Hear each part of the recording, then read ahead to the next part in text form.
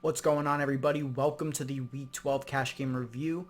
On today's video, I'm going to break down the cash lineup that I rolled out on DraftKings.com. Again, it was a pretty good week this week. I'm a little bit disappointed in myself. I scaled back my play volume by about 20%, and, I was a little bit uncomfortable with this lineup, to say the least, but, it ended up doing pretty well. I just think to a larger point that we as DFS players might not have the greatest grasp on whether or not results are going to follow the process. And what I mean by that is sometimes you can have a lineup that you feel really, really good about, or sometimes like I did this week, you could have a lineup that you're not super, confident in, or that you think might have a hole. But if you're willing to play it at all, then I feel like you should be willing to go all the way with it, because whether or not the results are going to follow the process is, really difficult, I think, to have any sort of grasp on. So, I should have just rolled my average out, and I think, it would have served me well, because, I've certainly gone heavy on weeks that I thought I was going to smash in cash, and then, just got bodied. So I think it should more so just be a straight, all right, this is what I'm allocating on a weekly basis, and then just roll with it, unless of course your role changes significantly and you can play higher, or you can or are forced to play lower, unfortunately. So I don't know, that's just something I was thinking about this week. But let's get right into the lineup. And just before I do that, if you like this content, follow me on Twitter at Ben Hover. You can see the spelling in the lower right hand corner, and yeah, it helps me out. Subscribe on YouTube if you'd like to, but Twitter more so than anything is the best way to, get in contact and support the movement, and, just sort of get actionable information for yourself as well. But in week 12, the lineup I rolled out, put it up on the screen here, put up 134.18 points. I won 60% of my head-to-heads, cashed in 11 out of 11 double-ups. So all in all, it was a good week. I needed a few things to happen yesterday to have a successful day in cash. I needed the Baker Mayfield and Odell Beckham Jr. stack to pay off. The cost was about 12.9K, roughly 26% of my DK salary, and the result was 47.98 points between them. In terms of value, the stack 3.7x its salary, so it was successful. And now the second thing that I needed to happen was for Julio Jones to not break the slate, because I knew almost immediately, very early in the week, and I never really came off it, that, I was never going to play Julio Jones. Not at massive chalk, and, frankly, not at all, because, I thought Saquon Barkley was the move. I'll say it. So what I needed to happen this week was for Saquon Barkley to put up a comparable score to Julio, and, he did, because they both busted, honestly, when especially salary included. So I'll just talk a little bit about the Saquon Barkley play. I played Saquon in cash. I stuck to my guns with this. I was on it all week, and people that I really value their opinion didn't really vibe with this pick, and I was all about it, though. Coming into the game, the Bears were allowing, about 130 yards to running back from scrimmage per game. They were allowing the second most receptions to running back. Saquon was healthy, coming off a bye. The Bears give up touchdowns to running backs.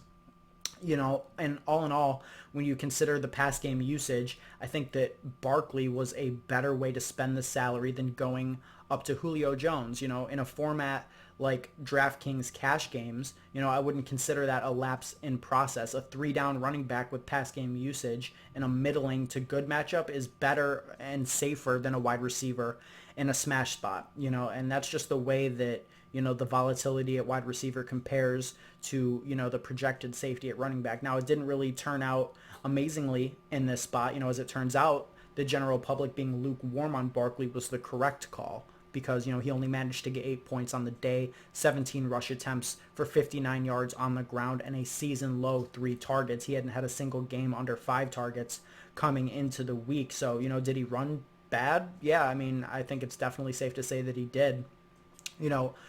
Luckily for me, and unluckily for about 50% of the field, Julio also had a disappointing result. Only 11.8 points, 5 for 68, and no touchdowns. Matt Ryan didn't throw a touchdown in this game, and he was pretty chalky at quarterback as well. So, I think that, Julio's 11.8 was more damaging to the field than my, Saquon Barkley at 3%, putting up 8.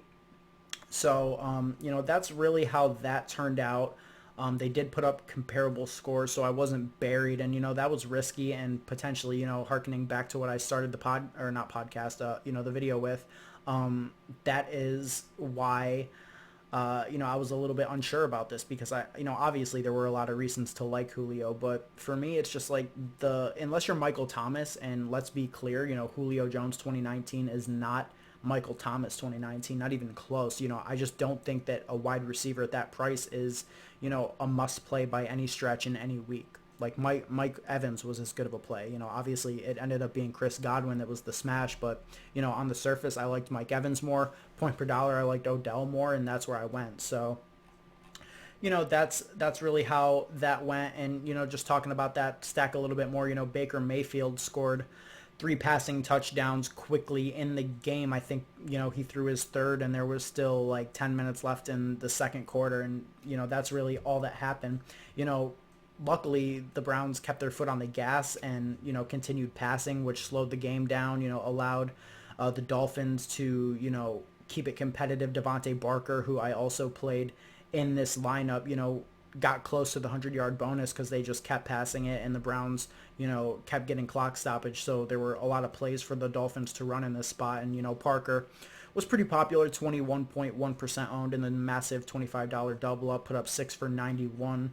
Looked like he was going to bust early, but he got there. And, this is the, production range that he's been in, basically for the last 8 weeks. And I think that, we can bank on that going forward, in this offense. So, ultimately, the Baker to Odell. Odell was super chalky, by the way, as well. 31.3% owned. He ended up with 6 for 84 and a touch. So, yeah, I mean, definitely some people out there played Jarvis Landry, and, he just balled out. Ultimate revenge game, nearly 40 points on DK. I think under 10% owned in double ups as well. So, yeah, I mean, if you had that stack, but, you got exposure to it through Baker, and Odell definitely paid off as well. Like I said, 3.7x the salary on that stack. Barkley was a failure. And then, where this week really gets interesting, I think, is, the running back position, because there was a lot of variety, definitely more so than you'll see in a given week. Besides Kamara, who came in at 60% owned and was also on track for a heavy bust basically until the last drive, where I think he caught 5 of his 9 receptions, in the last couple minutes of the game, getting him up to, a decent score, 19.2. Now, you would have liked to see a little bit more from him at massive chalk and 8.2 K salary, but, he didn't get the touchdown. Latavius got a touchdown. They were working Latavius in heavy, at least to start the game. So, yeah, Alvin Kamara, I mean, it wasn't the worst game. Thankfully, he sort of got it all back at the end there. But besides him, there really wasn't massive chalk at running back this week. Derrick Henry was the next closest, all the way up at 44% owned in the massive 25 double up. But then you look at, guys like, all right, Nick Chubb, Christian McCaffrey, they came in between 7 and 8%. Bo Scarborough, 12%, Lev Bell, 16%. Then you look at, the next tier up, which was, I guess, the next chalkiest we saw was Miles Sanders and Phillip Lindsay, each sitting between 25 and 30%. Henry was the key for me, at least. After Ryan Tannehill vultured Henry with a rushing score, followed up by a trick play passing touchdown to a lineman, Dennis Kelly, from the 1-yard line, no less. I really thought that I was just drawing dead on the entire day. But soon after, Derrick Henry did what Derrick Henry does, and he basically sunned the entire Jags defense, made him look like a bunch of children out there. And let's face it, Derrick Henry is a man amongst boys, according to an article on the Tennessee and Henry's 74-yard touchdown run that he quickly followed up by a second score following a Jags kickoff fumble. Was the first time since 2006 that a player scored 2 touchdowns in under 20 seconds of game time. For me, right before this happened, I was just hoping to, salvage on the day, but we went from salvage to savage real quick, and it was all thanks to the over 23 DK points that Henry put out in that third quarter explosion. So, for me, I wanted Derrick Henry all week. Coming into the morning, Sunday morning, I was planning to roll out Alshon Jeffrey and Miles Sanders in cash. I just couldn't find a way to get up, to Derrick Henry. Now, we came up with some good Schefter news late in the morning that, both Alshon Jeffrey and Nelson Aguilar were going to be out. So what I decided to do was punt with J.J. Arcega-Whiteside. And, the 9 1.9K difference from Alshon to Whiteside at min price was exactly what I needed to get up from Sanders to a much, much more solid play in my, opinion, in Derrick Henry. So, and, in terms of theory, you can clearly see in multiple spots what I value in DraftKings cash games, and it's always going to be security at running back. So, yes, there was coach speak that Jay Ajayi was going to get more involved in this spot. That's what happened. Boston Scott had taken some touches from Sanders prior, and I also thought there was a legit shot that the Eagles were just going to not be good on offense.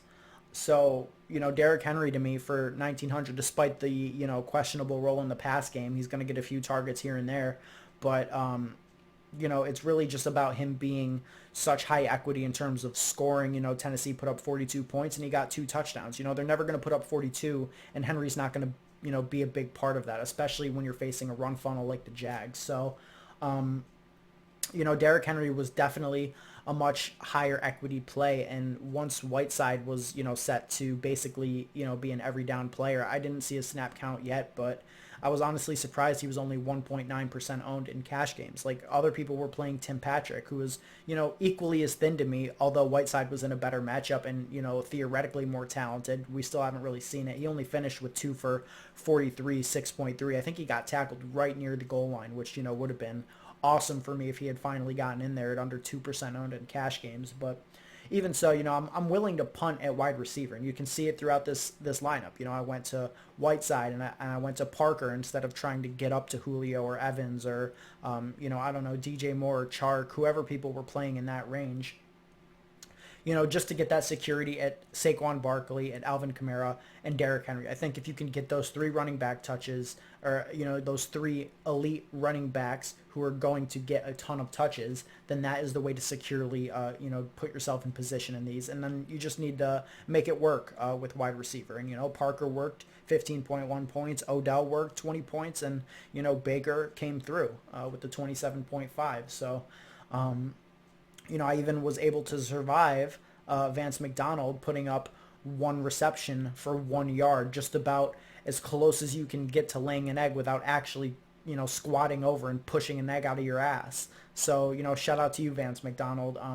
Him and Dallas Goedert basically commanded the majority of ownership in cash, in the $25 massive double up, which is, strictly what I'm always talking about when I mention cash game ownership. I just think it's the most, accurate way to depict cash between, mid-range, low-range, and high-range players. Pretty much everybody plays the single-entry $25 double-up. So, that's why I use that as a baseline.